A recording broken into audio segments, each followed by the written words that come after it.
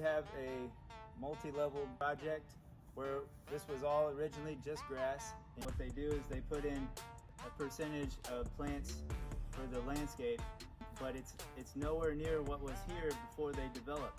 They clear cut all of this land to put in all these units, and then we put in a few trees and plants from big box stores here. Follow in my footsteps, I say hello, hello, hello, hello. You can't do what I do, that's just something you don't. I make this look easy from the way that I told.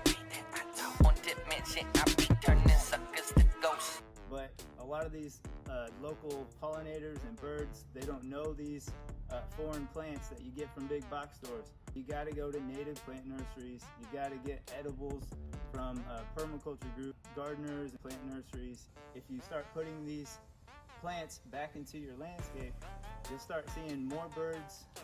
We got a bird bath going in this unit, and you'll start seeing more birds, more food and resources. You can go and harvest a lot of this food yourself. Today we're going to start with younger plants that will take a couple years to really mature, but the transformation from just grass is pretty amazing. This particular person decided to put in a nice little area where they can sit and relax in the backyard instead of the grass, and we're going to cover a percentage of this to block a lot of the sun coming and create shade to make that area cooler. Plus we're putting in like a bird bath and several fruit-bearing trees that birds like, humans can eat, and actually produce something in the landscape rather than just taking up more space. And with all this grass, you've just got to, all you can do is really water it and mow it. And it costs more it doesn't produce anything in return except for like a clean look. But edible and native plant landscaping can look clean and it can be functional. And if everybody put in just a small percentage, it makes a difference over time.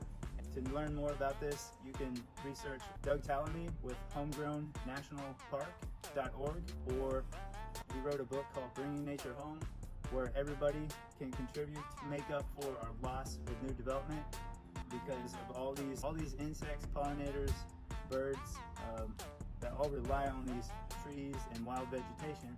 If we can all put in a small percentage of edible and native plants back in our landscapes and help make up for that loss.